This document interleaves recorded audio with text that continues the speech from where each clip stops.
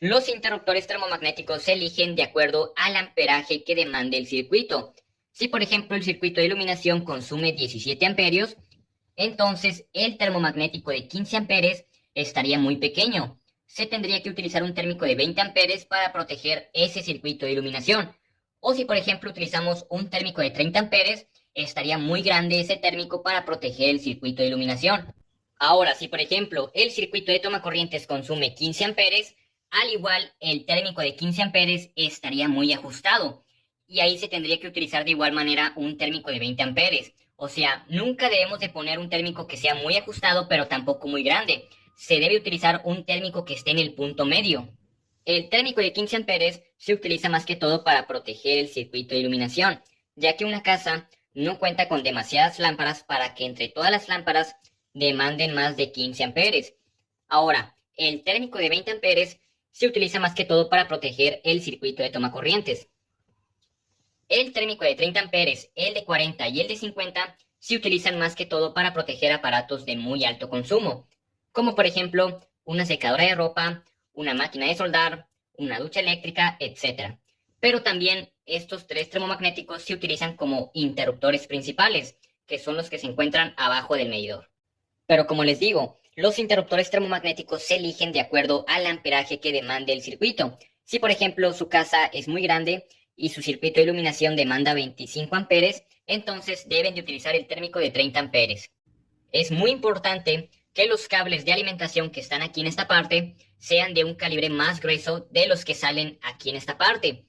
Por ejemplo, estos cables de aquí son calibre 14 y estos cables de acá son calibre 12. Y estos cables de alimentación son del calibre 10, ya que si por ejemplo utilizamos un calibre de cable muy delgado en esta parte y acá uno muy grueso, estos cables se van a quemar y van a dejar sin energía eléctrica a los interruptores termomagnéticos. Otra cosa que es muy importante es que deben de utilizar el calibre adecuado del cable para cada termomagnético. Por ejemplo, se debe de utilizar el calibre 14, que viene siendo este de aquí, para el térmico de 15 amperes. Para los térmicos de 20 amperes, que viene siendo este de aquí, se utiliza el calibre 12. Para el térmico de 30 amperes se utiliza el calibre 10. Para el térmico de 40 amperes se utiliza el calibre 8.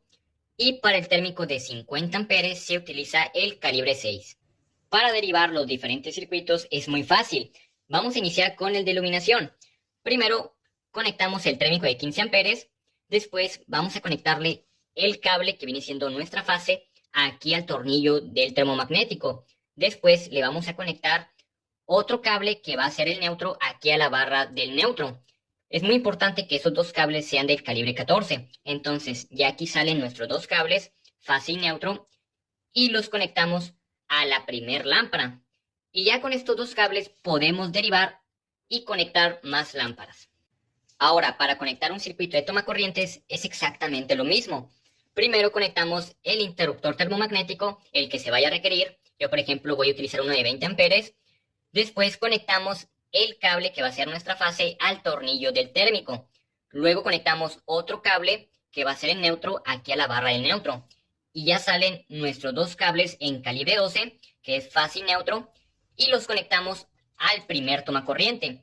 Y ya con estos dos cables podemos derivar y conectar mucho más tomacorrientes. Y de esta manera es como se derivan todos los diferentes circuitos. Solo no olviden utilizar el termomagnético adecuado para cada circuito y también utilizar el calibre del cable para cada termomagnético.